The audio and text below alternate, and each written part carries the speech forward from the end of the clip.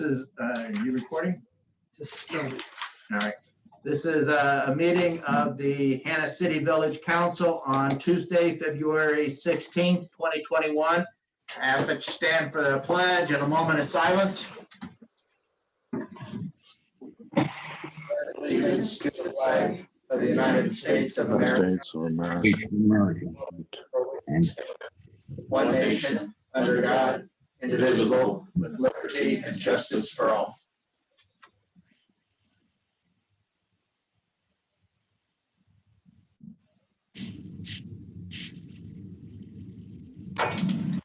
All right, you may be seated.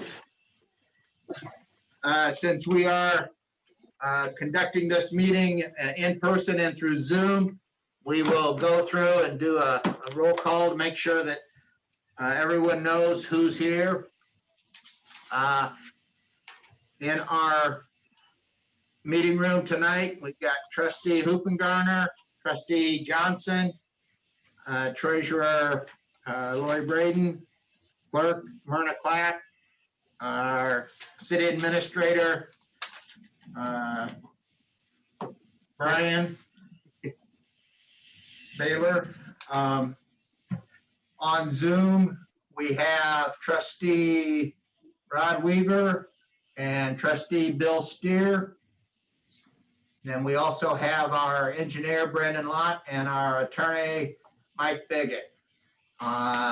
Looks like we have a guest this evening, Eric Shangraw, representing PDC area. He'll be addressing the board here in just a minute. Is there anyone else online that I did not call?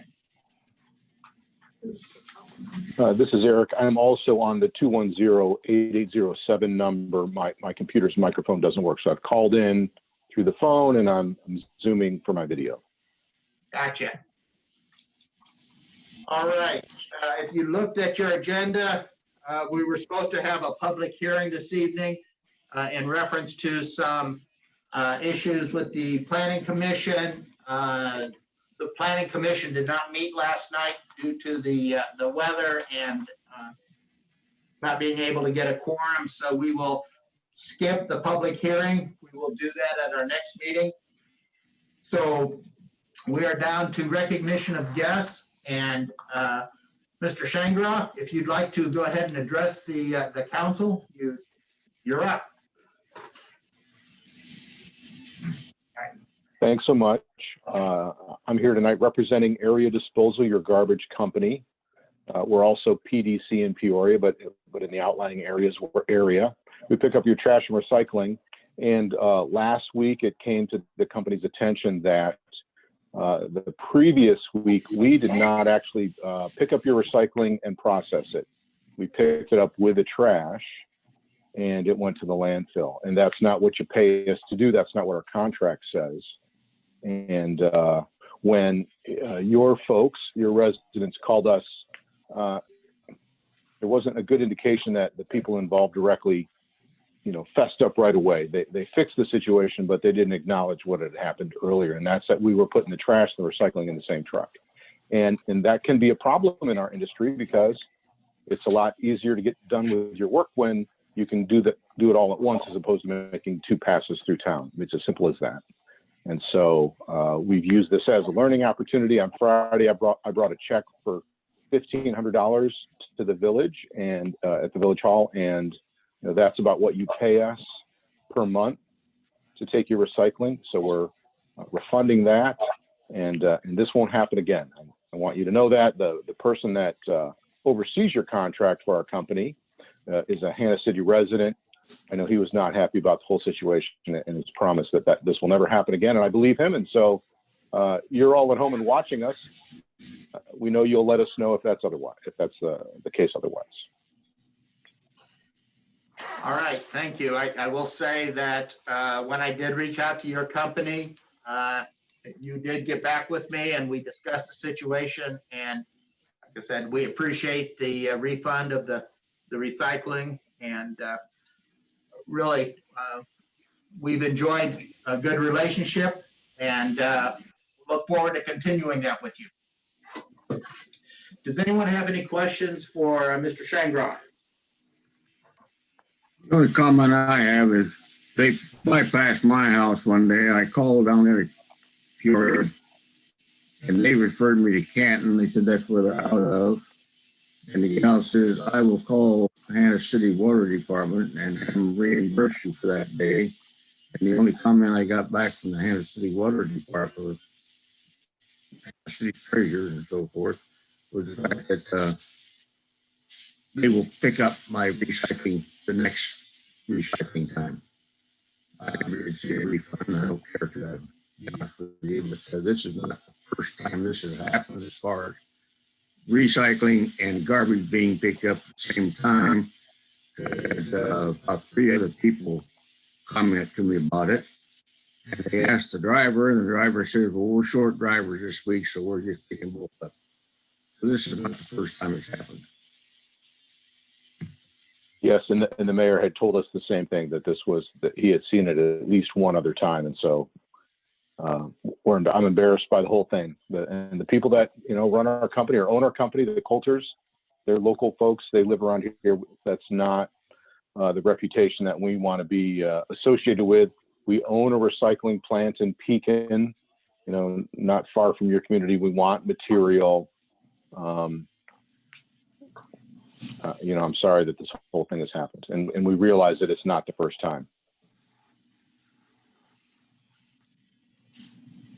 All right. Anyone else have any questions or comments for Mr. Shangrah?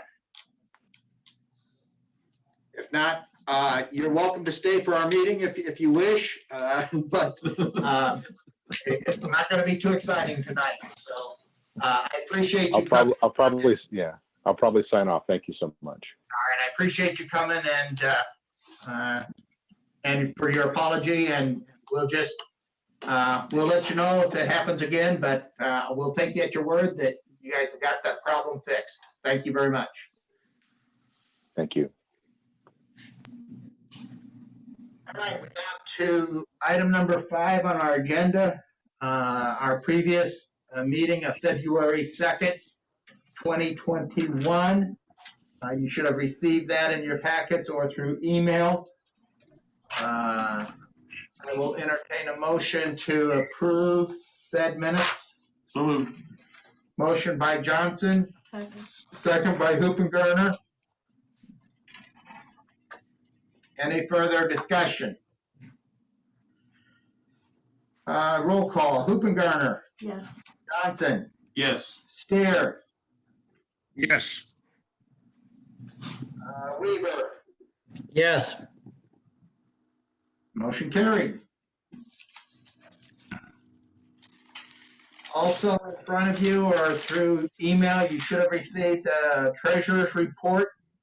A fairly lengthy one this time with payroll, warrants, and the financial reports. Also included in that will be the budget report, which we will discuss a little bit later. And that goes through the first week of February. And the report that you have in front of you goes through the first week of February.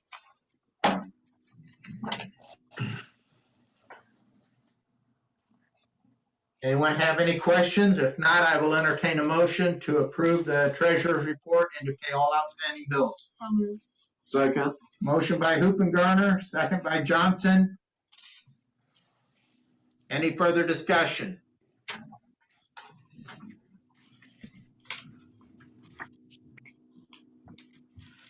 All right, roll call it. Johnson, Yes. Steer, Yes. Weaver, Yes. Hoopengarner. Yes. Motion carried. Brandon, you're up.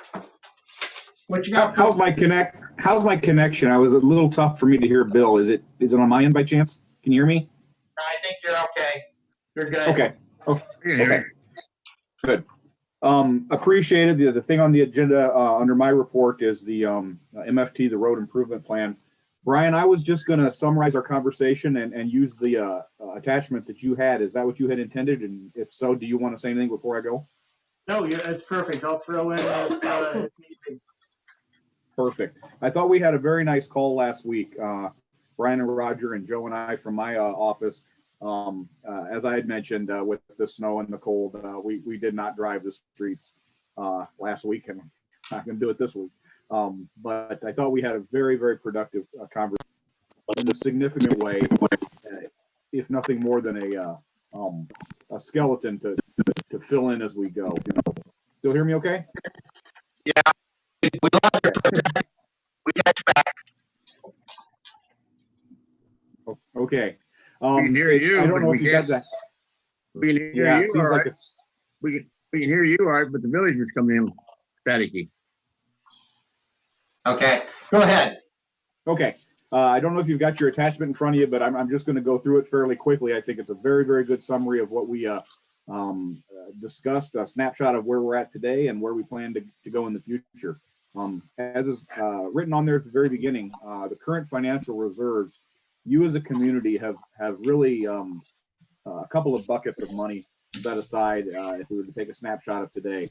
And that first bullet is about $250,000 in savings, and that's general fund dollars that you set aside every year annually for I think since we did Main Street, so probably what, 4 or 5 years now of setting aside that money to allocate $250,000 in general dollars for the road fund. The second bullet there is you have a little over $100,000 in MFT and Rebuild Illinois. Rebuild Illinois was the program that was developed after the tax adjustment that the governor passed through a couple years ago. And this is the state dollars that come to you. Remember, you did not have a program last year. So really what you're looking at there are 2 years of general MFT funds, the old amount and the new amount, which are different, and 1 year of the bonus amount. So there's really 3 bits of money there in MFT funds that total $109,000. So right now you have available about $360,000 for road funds between general funds that are solely your dollars that you have discretion over, and the MFT Rebuild Illinois, which have some strings attached, we've always had.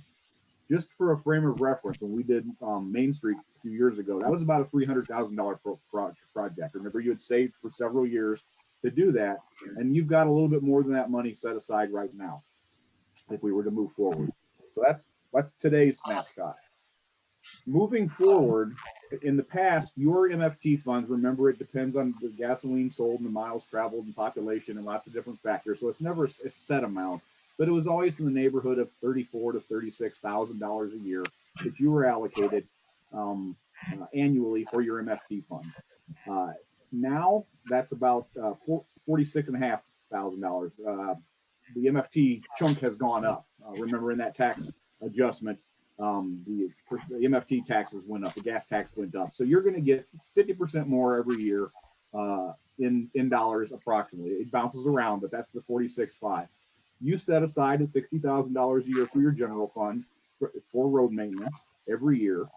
And so that totals just over $100,000 a year that you can count on for road funds, which is about 3 times what you used to have. Then last year, this year, and next year, there is supposed to be this bonus MFT money of about $27,000, and that's that Rebuild Illinois. It's not guaranteed, kind of depends, but so far so good. You got it last year and anticipate it this year. Last year is supposed to be the last year of that program. So it's bonus money, if you will. So as Brian has summarized there in 2020, 21, 22, about the next couple of years, you can anticipate $133.5 for your road funds if you didn't change anything. So again, this is 3 or 4 times what you had been spending in the past. After 22, 23, that Rebuild Illinois probably will fall off. I don't see that being renewed. So then you'll back down to about $100,000 a year, assuming you continue to put your $60,000 a year from general funds into it. So I think the landscape has changed. Brian, I thought you put it very well that oftentimes in a community this size, you get your MFT funds, you get your $30,000 a year, and you do your darn best. You put some Band-Aids on, but $30,000 doesn't go very far when you're trying to keep your streets up. And sometimes you would do a little bit less and build up a little bit of a fund and maybe have a bigger project, but you were being reactive and maybe not as proactive as you might be able to be now with the financial position that you're in with this. I don't want to call it a windfall, but lately there's a little bit extra money, and maybe utilizing that to plan forward to be a little bit more strategic in how you spend your MFT and your general fund road dollars. Brian, do you want to interject at all? Kind of, that was just a picture of the financials. I think the next comments will be on the plan itself, but I wanted to see if you had a comment on what I've said so far. You did perfect. All righty. Any questions from anybody else? Perfect. I'll keep rolling. So we had a good discussion of, okay, now we know where we're at. It was just somewhat different than where we've been. Moving forward, what is the plan? And I think the bullet points here are very well put. You know, to dedicate that $60,000 a year to general maintenance. In general, we think that's twice what you used to spend. And remember, some of that $35,000 that you used to spend was trees and sidewalks and salt and some small bits of materials that would help you in your other programs. So in general terms, we think if you were able to dedicate $60,000 to $80,000 a year of this bucket of money towards a maintenance program to kind of double what you used to do, you're going to go a long way towards staying ahead of the maintenance for the streets that you have currently as they are. Some of the nuances there is that Rebuild Illinois money, this 3 years of extra dollars, $30,000, $27,000, you do have to use that first. That's a use it or lose it sort of thing.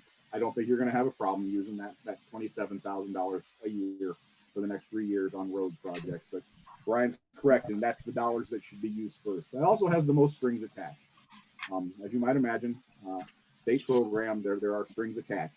What you can and cannot use that for. Then the MFT dollars, typically like we've always done, there are strategic ways for smart things to spend that money on, where you get the most bang for the buck, if you will. And then your budgeted dollars, your general fund, really should be the last chunk that you use. You can use those for anything. Those don't have the strings attached.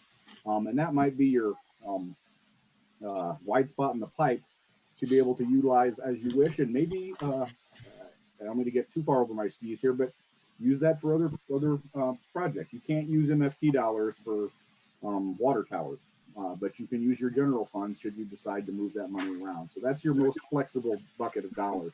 But that is, I think, the order in which you should consider your spending for the road projects in years to come. And I think he's exactly right there. To putting that excess dollars into financial reserves or savings or whatever program you might want to do to squirrel that money away for larger capital projects every once in a while. And I think it's critical to talk about how that money can be used, not MFT money, but the general funds, unexpected items, capital projects that don't have to be road related. As you look at potential developments, rails or trails, lagoons, water towers, these sorts of things, I know you put that money away specifically for road projects, and hopefully that can be used there. But you have that flexibility there, where you would not with the rebuild or the MFT dollars. So I think it's important to realize where that falls as you begin to build up a road fund from time to time. So on the next page, we talked about how do we move forward with this. And now I'm really going to defer if need be. I think there is an intent here to clean up how the financials are done, at least tracked and documented within Locus. Brian, I'm not privy to all the details of that, but I know it's always been accounted for very separately. You still want to, so the IDOT can audit you when they do. But I think that combining it with your existing system to make your books easier to read on your end is something that's in the plan, right? Yeah, and we've done that, Brandon. If you look at the budget that we'll look at later tonight, you'll see that we've created both the income categories for MFT and Rebuild Illinois. We've created the expense categories underneath each of those to make sure that we keep those dollars separate and easily reportable. And so that's, and we've made some assumptions based upon the dollars that you talked about earlier that have already been built into the budget. So we didn't do any capital projects. We didn't do any big stuff. We just built in the ongoing maintenance dollars and allocated those per the appropriate category. So it's built into the budget that the board will look at tonight. Exactly. And I did see that, and I thought that was exactly what we discussed. So again, not being privy to exactly how that detail is. I guess the simplified way in my world is that didn't used to be there, right? Now it is in this document. Right. So that's probably the easiest way to put that, and you can discuss, what that might mean to how the books are done later, but it's fine and probably a smart way to keep track of all this stuff. And so we talked a little bit about the income being MFT and rebuild under the MFT block, the general being up there, and then the expenses, the engineering, big buckets would be seal coating, spray patching, some of the maintenance type issues. We could also have a large capital one from time to time if you wanted to use MFT funds. There are some strings attached to that. Sometimes it's easier to use general funds for large capital projects, sometimes MFT. It really depends on your yearly program. Which brings us to the last bullet point, looking at how do we now fill this in now that we have our framework established. And we're lucky. We've got a really nice tool with the Tri-County data that they've prepared. It has its advantages and disadvantages, but it's certainly good data for you to start with. And I think we look at that. We will do our drive around. I'd like to do it the first half of March. I don't see why we wouldn't be able to. That's quite a bit earlier than we usually do it, but I think we can do it that way with the understanding that we're anxious to get going on a good program this year. I think as soon as we can see them, we should do that and combine boots on the ground with institutional knowledge with Roger and Jim and anybody else who's got ideas or thoughts or priorities, and certainly the council of what might go first with the Tri-County data, with boots on the ground to develop a 5-year plan. And that's really what we're after here, is to say, given the $133,000 to $110,000 a year that we know we're going to have, plus the ability to have reserves and establish capital projects, maybe not every year, larger capital projects. How do we build a 5-year plan that not only keeps the maintenance where it needs to be, but also hits those bigger projects when they need to be hit? And there are all kinds of variables. If something were to fail for some reason, certainly with development that could potentially occur. If the council has areas that might suddenly become more prioritized higher than others, if a development project or corridor was to be established, you can see how you might want that flexibility to move that around. But I think, Brian, that's where exactly your intent is, to have a 5-year plan so that there's always a plan. We all understand that it's flexible, but it's always, there's something there to look at what have we got planned, and how do events adjust that plan so that it's not, we don't go from zero to something every spring. We've always got something out there that we're tweaking every spring. And that's exactly what your last bullet point is there, is reviewing this annually to make sure that the priorities are appropriate. Obviously, the one that's 5 years out is less defined than the one that's 1 year out, but there's always a running list as we move forward. So I think this is a fantastic way to do this. It's hard to do with just a little bit of money. So now that you have a little bit more, we can begin to get some efficiencies, obviously mobilization, economies of scale. You're going to get a lot more better prices when you're doing $120,000 worth of work than $20,000 worth of work every year. So I hope that this is a positive direction. Not a lot of communities your size think this way. So I applaud all of you for being able to take this step, and we look to fill in the gaps here as soon as the weather allows it. So if I didn't take too long on that, Brian, is there anything else I missed? No, I think we're good. It's as you said, we'd like to at least have a living, breathing document that if all of us win the lotto and are no longer around, somebody can pull it off the shelf and at least have an idea of what we were planning on doing and then modify it.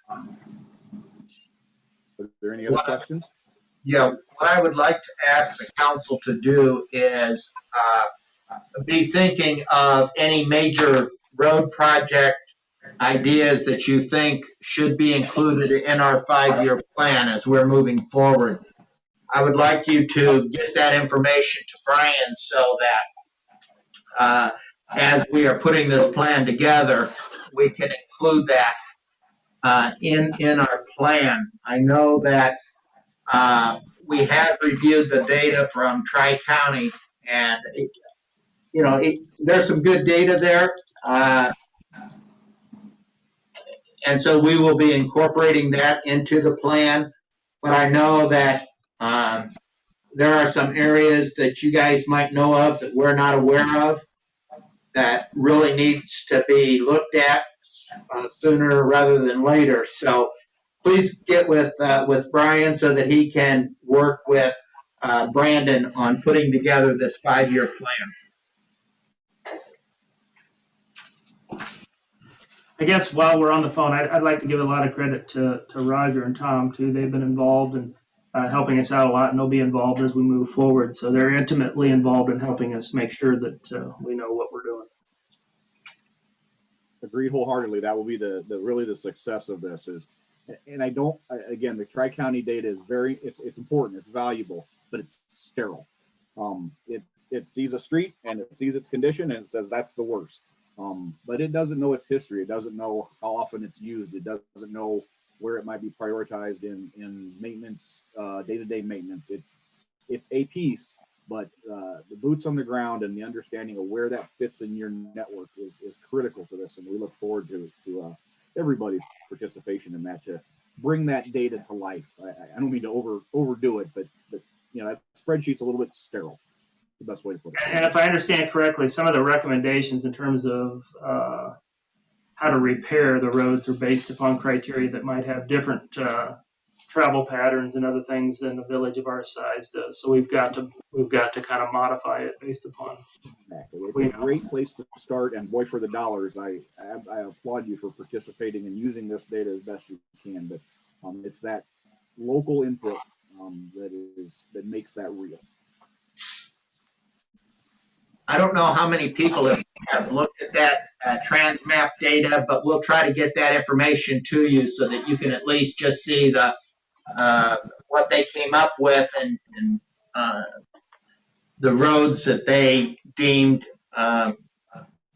needed some attention. That way you guys can add your experience into that information also. Anyone else have any questions for Brandon? Thank you, Brandon. Thank you very much. I appreciate your time. All right. Thank you very much.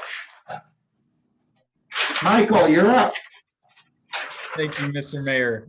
Just got a few things to report on tonight. First, we've got the employee handbook updates. Looks like we finished putting all the final touches on those for the most part. They should all be done, but I believe that the packet, or it's in the council packet for your review tonight. Just take a look at all those updates, make sure everything is kosher and workable in that employee handbook. And then next, we've got the Illinois American Shutoff Agreement that we've been working on for quite some time with the Illinois American, but it seems like we've made some pretty good headway here, and we've almost got this agreement across the finish line.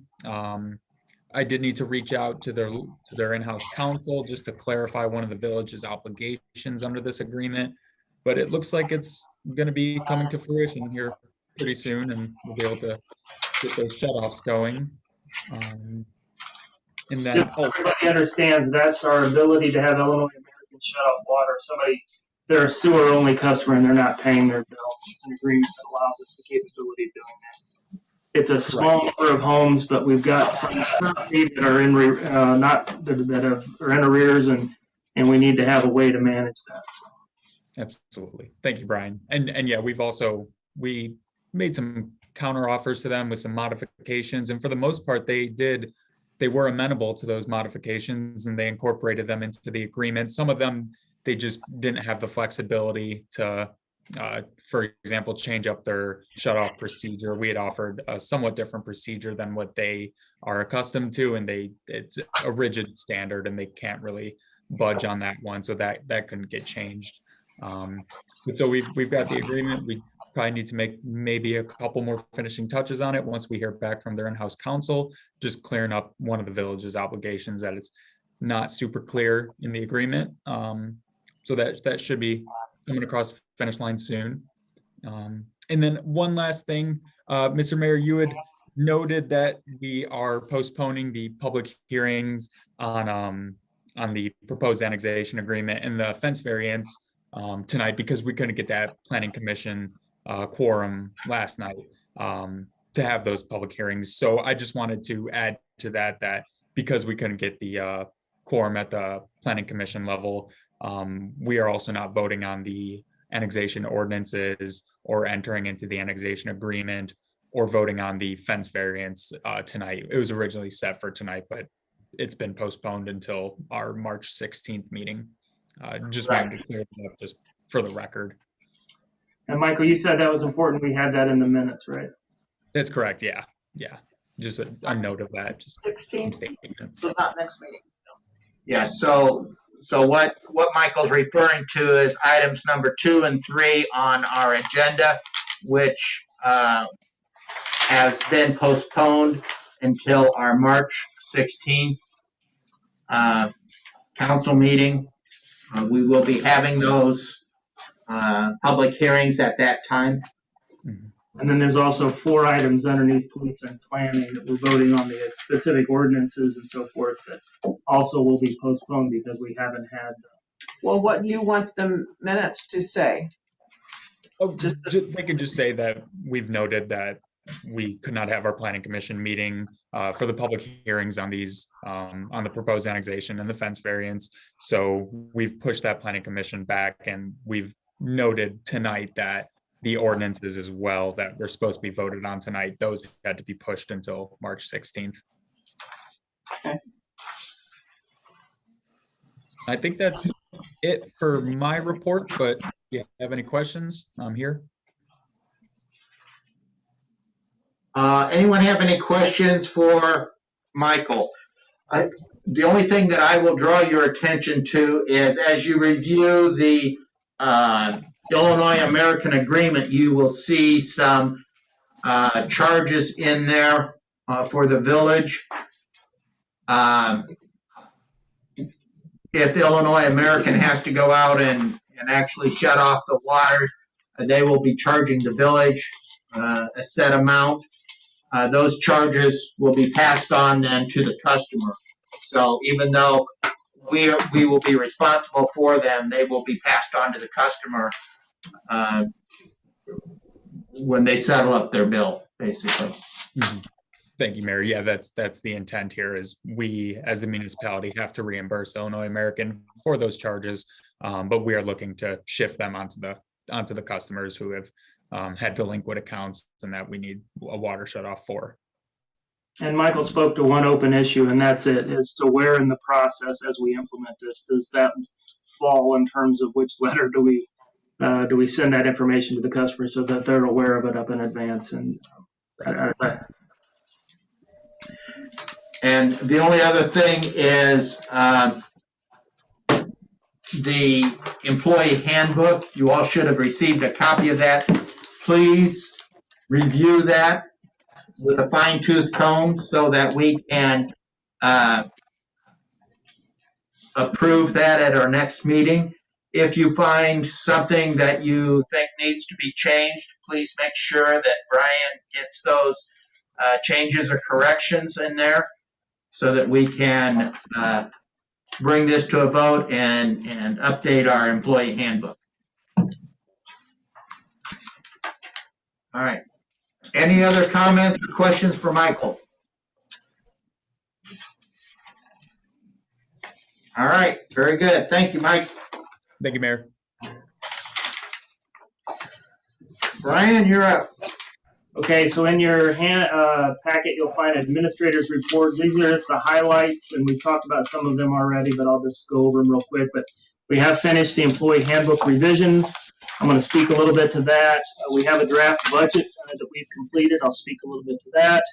The road improvement plan, a draft that Brandon went over, we've met and got that in place. We've been talking about this water shutoff agreement, so we're working on that. We're also working on the ADA compliance issue.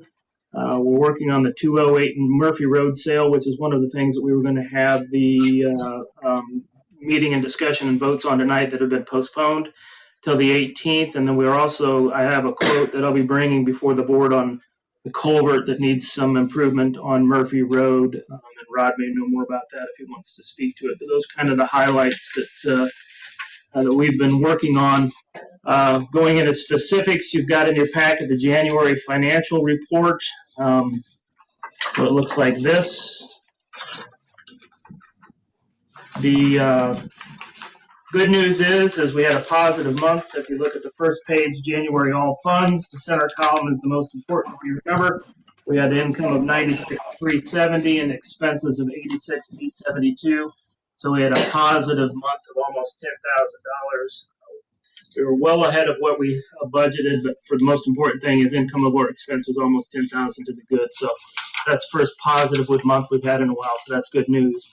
The next slide then shows the profit and loss for January all funds. I think it's important to note here that Lori and Deanna have done some really, really good work to kind of get everything reconciled. We've been spending some dollars out of general that were for MFT or BDD, and they've taken that spaghetti bowl and kind of sorted it all out and got the dollars to where they are supposed to be allocated.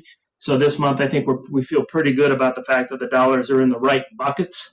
Didn't change the total necessarily, but at least they're in the right buckets. And you can see that's noted in the general. You see that the expenses was negative 98,377. That was because in previous months we've spent dollars out of there that we've kind of reallocated around. So that's why that number looks funny, like it does.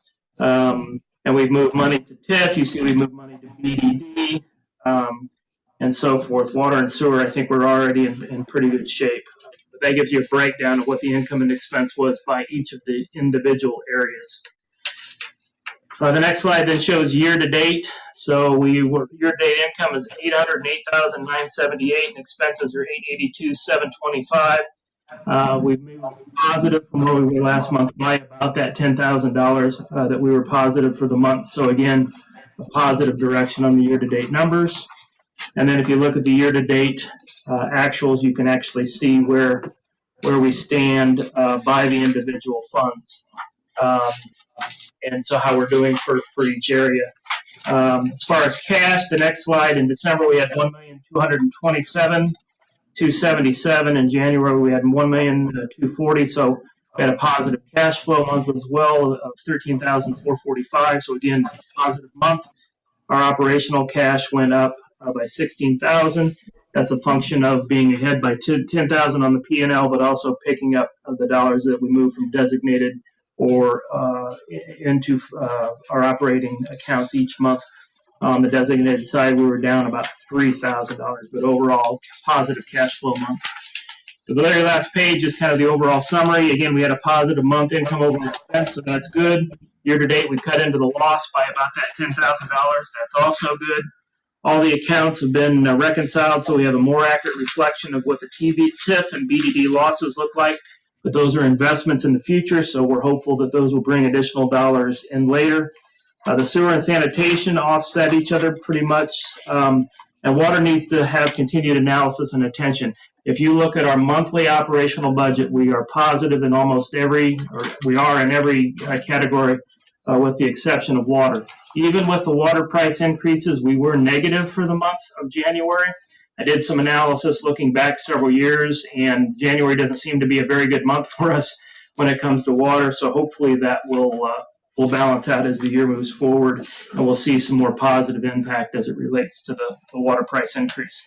And then we had a cash flow positive month. So all in all, I'm happy to report that we're moving in a positive direction financially, and our issues are the same as they've always been, which is predominantly water from an operational standpoint. Questions on that? All right, so the next thing I have on my list is the water clerk. Tracy has been here, will have been here 6 months. On March 3rd, in her agreement, we have a statement that says if she's performed acceptably through those first 6 months, that we would consider a $1 raise for her, I think, which is standard for the village. And that $1 raise would be, we need to approve it by the 8th, and it would be, if I understand correctly, Lori, it would begin on the 3rd. So we could vote on it on the 2nd if we need to, or we can vote on it tonight. I put it into the agenda as we were going to vote on it. It would be my recommendation to do so, to go ahead and vote and give her that $1 raise, but obviously that's up to the board. We'll we'll take care of that under the water. Okay.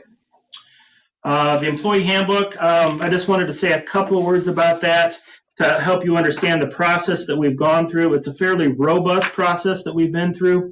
Basically, what we did is Caleb's wife was kind enough to kind of work with us and give us the template that the Society of Human Resource Managers uses, the most up-to-date template. So we took that, and then I spent some time consolidating that template with our existing handbook.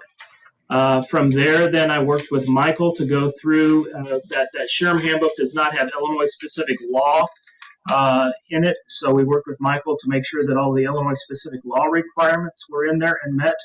Once that was done, then I gave it to Michael and Caleb's wife, Gina, to review again. They gave me some additional thoughts.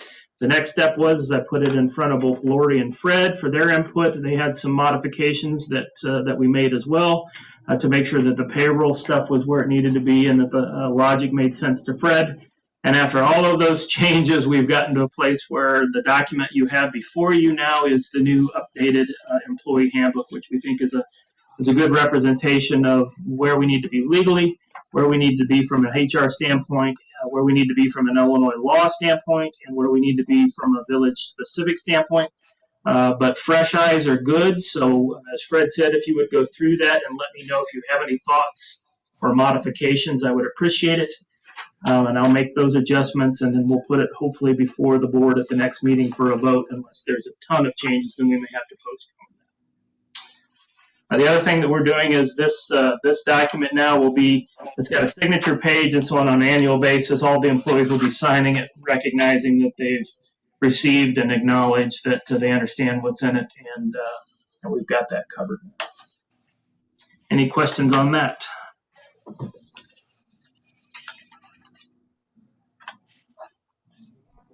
All right, I think that's all I've got specific to the administrator's report. Do we want to go to the budget now or wait until later? I can speak to the process that we went through on the budget. I've got it under the committee reports and finance. Basically, what we've done is Lori and Deanna and myself and Fred met, beginning of February, and sat down and looked at the year-to-date actuals, compared it to last year's budget, and then we did some rationalization as to what made sense for this year. We've gone through and kind of updated what the TIF and BDD needs to look like, what the MFT needs to look like as we incorporate that into the budget. Then we met again last week and kind of went through it again and modified it and kind of made final adjustments and changes and got it to a place where we feel like we're ready to share the details with you all. So it's probably, Lori, the one that's in your report is probably more up to date than the one that I provided, I would guess, because you made some changes since then, didn't you? No? No? Okay, they're the same document. Lori provided one in the treasurer's report. I provided one in the packets as well. I'm hearing that those should be. I was just looking at the end result and it's the same. Okay, so the end result is the same. There might be some slight modifications internally, but for the most part, I think we're in pretty good shape there. I've been working on kind of a rationalization document comparing last year's budget to this year's budget that I can help explain some things that we might have available to us at the next meeting before we vote on it. The bottom line is we used the actuals. We used the actuals, then estimated full year actuals, compared it to this year's budget, made some rationalization decisions based upon what we knew were one-time only expenses or one-time only revenue, and did our best to kind of come to the place where we feel like we've got a budget that makes sense. So I know most of you are used to our spreadsheet, our color-coded spreadsheet that we've been using for several years. So this is the most up-to-date. We made sure all of our lines were correct. So please review that, especially in your committees, to make sure that we've covered everything that needs to be covered. If there's something in your purview, whether it's streets or buildings and grounds or police and planning, finance, wherever it is, specifically look at those and give us your input on that and look at the budget overall and let us know if there's anything that needs to be changed. I think, like Brian said, we've been through this a couple of different times, and we think it's a fairly decent budget for the next year, but we need your input on this also.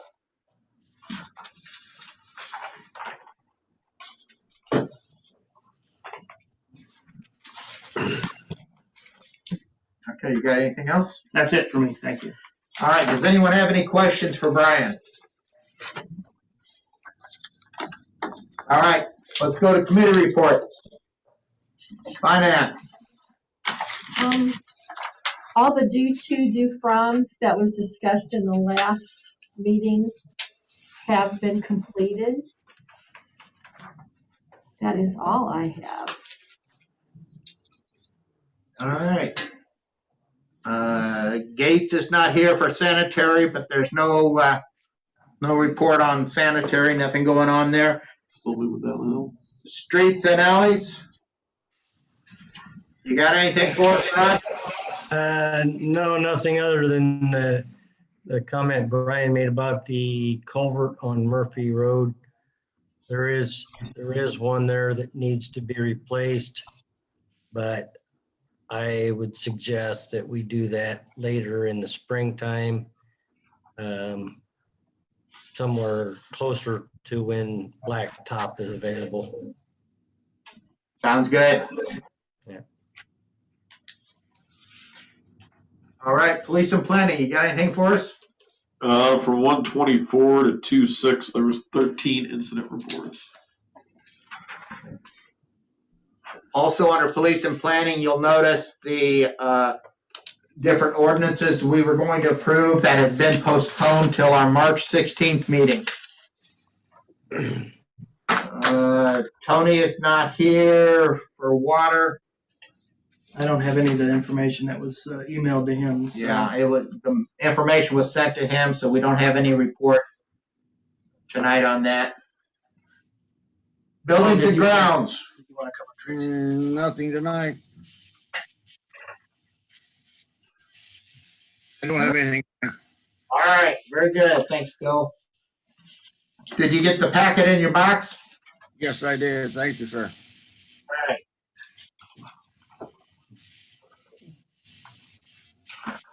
All right.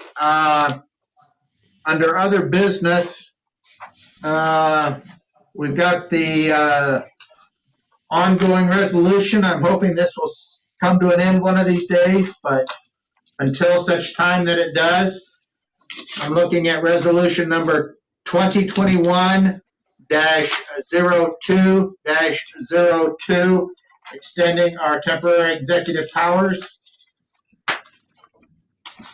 Entertain a motion. So moved. All right, we got Johnson and Weaver. Any further discussion? Let's see, we got a roll call it. Steer, Yes. Weaver, Yes. Hoopengarner, Yes. Johnson, Yes. motion carried.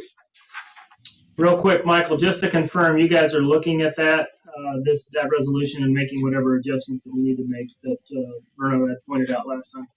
That's correct, Brian. Yeah, we're still looking into that. I'm sorry I didn't get it in your hands sooner, but there are probably just a couple of things.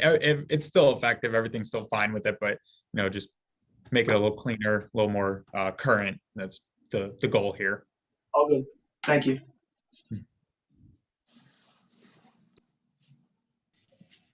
All right. Christmas decorations proposal is in your packet.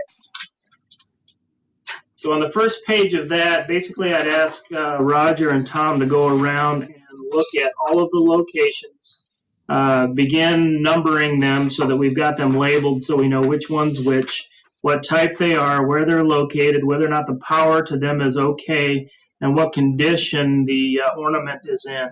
Basically, they've come to the conclusion that they've got all the power to where it needs to be, and that they think the bells are in good shape and the banners are in good shape, but the candles need to be replaced. If you flip that sheet over, their recommendation is, I think there's 15 of the candles that need to be replaced. Their recommendation is to do 5 a year for the next 3 years. And you see a quote there for the first 5 and kind of a picture of what it is that they're wanting to purchase. We are in a window right now where there's a significant savings there's a window to like the middle or end of March where there's it's crazy. It's like a 40% savings on them to make the change. So their recommendation at this point is to replace 5 every year for the next 3 years. And they've got a quote for the first 5, as you see on that second page. What's the difference? Mostly that they're newer, and I mean, there's one. It's the exact same thing. It's the price per one and the price per 5. They got the same part number. right, and then the actual the ornaments themselves are LED lights versus what we currently have. But you guys are probably aware And of the stocking instead of the candle. correct, and they may do different ones. They may not have them all be stockings. They may do 5 different ones next time. Or Yeah, whatever. some of the candles are looking pretty rough. Yeah. Yeah. They brought one in for a staff meeting, and it's pretty old. Yeah. It's kind of beyond their use. But at this point, we've got an inventory, and the inventory is labeled, so they'll be able to know by which one is which with what they look like. And like I said, they want to replace 5 a year for the next 3 years. So that's the team's recommendation. The old candle, Roger brought it in. I thought it was a cheesy home project. All right, I will entertain a motion to approve up to $1,800 for street decorations for this year. So moved. Motion by Hoopengarner, second by Steer. Any further discussion? Roll call, Weaver, Yes. Hoopengarner. Yes. Johnson. Yes. Yes. Steer. All right, motion carried. Also in your packet, it's our annual donation to the Farmington Central Academic Foundation. Last year, they ended up doing the virtual since they were under COVID. I don't know this year whether they're going to be doing a virtual one, but the scholarships were presented last year, even though they weren't meeting. So I will entertain a motion to again approve a $1,000 scholarship to the Farmington Central Academic Foundation. So moved. Motion by Johnson. Do I have a second? Second. Second by Weaver. Any further discussion? Roll call. Hoopengarner. Yes. Johnson. Yes. Steer. Yes. Weaver. Yes. All right. Motion carried. And they usually try to give that to a Hannah City person, correct? Correct. Yes. Final thing, Tony's not here to recommend this, but again, Brian mentioned that Tracy is coming up on her probation period being over.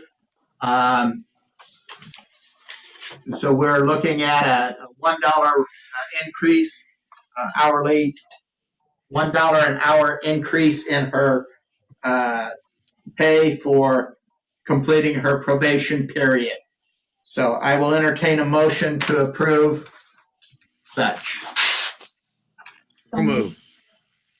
Motion by Steer, second by Hoopengarner. Any further discussion? Roll call. Johnson. Yes. Steer. Yes. Weaver. Yes. Hoopengarner. Yes. Motion carried. Our next board meeting is March 2nd.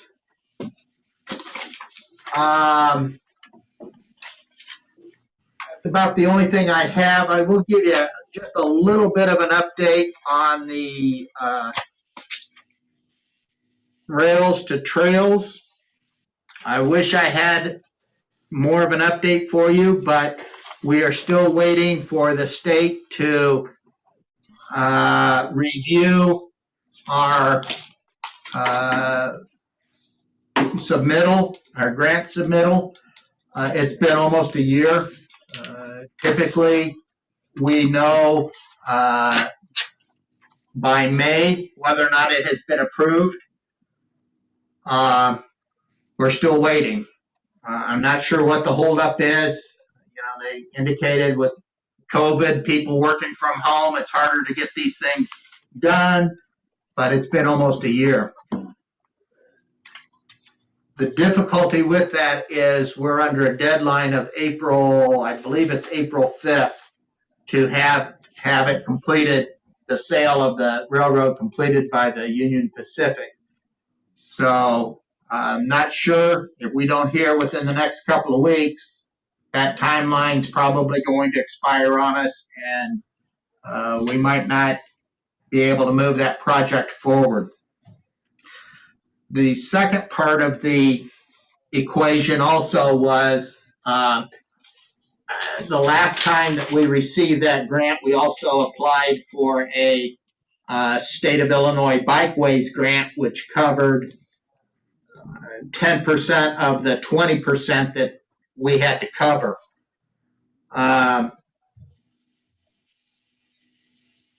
The state of Illinois has not decided whether they're going to even take submittals for that grant proposal this year due to COVID and budget cuts that they anticipate in the coming year. So that could impact, you know, the amount of money that we will be moving forward. We have the money to cover the complete 20%. That's not the problem, but it would be nice to get that extra 10% from the state like we did the last time. But like I said, you know, this happened to us back in 2015, 2016 when we got the grant before. Is at that time the state didn't have a budget, so they wouldn't release the funds, and then we lost out on that opportunity. This time, because of COVID, it looks like we might miss out on that opportunity also. Not good news, but it is what it is, and much we can do about it. So just thought I'd give you an update. I've been getting a lot of inquiries and been working with the other municipalities involved to try to move this forward, but I don't know where it's going to go from here. Other than that, Question. Yeah, go ahead.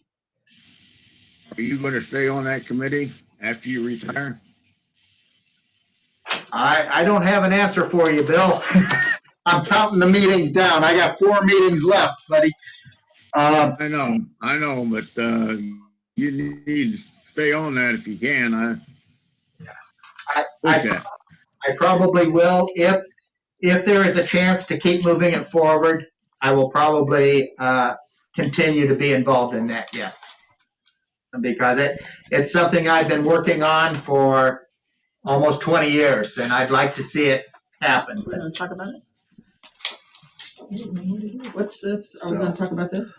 Oh, yes. Something else that you might have in front of you is a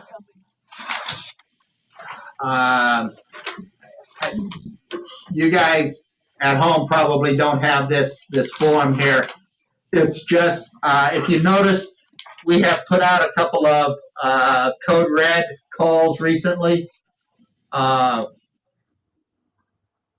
One being on the garbage. I guess that was the only one, right? Or no? No, one came out on the snow. We did one on the garbage when they called and let us know that garbage would not be picked up on Monday. We issued a code red alert and also put it on our website that garbage would not be picked up. And then today we also issued a code red on parking on the streets after a 2-inch snowfall.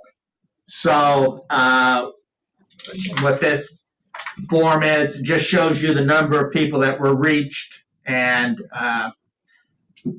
how the call went out. Really pretty good, 97% got the message in one form or another. So that's not bad. 90% of those that have signed up. That have signed That's up. correct. So you make a great point. We need to do a better job of getting more signed up, and we need to do a better job of getting people off that are gone. So we got to do a better job of managing. Do we have a way to do that? As far as getting them off, yes, we need. What we talked about today was maybe putting a code red out that says if you're getting this and you've moved on, here's the process for pulling yourself off. Go to the website, do ABC.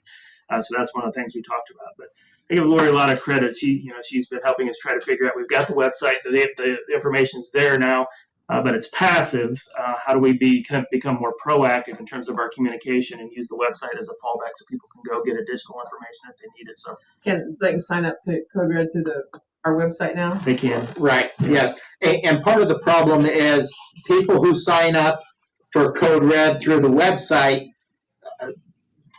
they're actually given an account, and so they're the only ones who can remove themselves from the account. We can't just take somebody off. So I think we can get to a place by communicating with everybody that's on it that if you're on it, you don't want to be. Here's how you get off. The bigger challenge is trying to make sure we figure out a way to get all those who need to be on, because it is kind of a self-service function. But it is under the new resident portion of the website so that people, when they come, and it's in the packets and the ability to. When we first did it, went through the county. No, they've been, ever since we personally got it, they've had the ability to. Well, I'd already signed up for it, I guess, because I didn't have to again, but I get all the. The other thing that'll help is the more we use it, the more people will talk about that they got it, and some people may learn that they didn't. You also put it on Hannah City Happenings today, and again, we can put there, don't forget to get signed up. But again, Lori's done a nice job of helping us, challenging us to figure out how to be more proactive in terms of how we communicate. So. Yeah, I don't know how, else besides the parking ban. Also, what went out on that was it's against ordinance to push your snow from your driveway or a business out onto the street. There's 3 platforms that I always send those things out on. I don't know how else to get that information out to people. and I think the opportunity to use Code Red is going to be more and more because we don't have the Farmington Shopper anymore to put notices in and things like that went to every household that people would see or have the opportunity to see anyway if they read it. So you're not supposed to shovel snow into the street, Right, but they can shovel snow into our drive. right. Because I got stuck in my drive today because I couldn't get through where the. So you're recommending we don't plow that street? They can't stop. Yeah, I would recommend they don't plow that street half as much as they do. That'd be good. I'll tell them that. Julia doesn't plow at all, so. Oh, they didn't. The roads were awful today. Well, side streets, they don't. All right, is there anything else that needs to come before the council?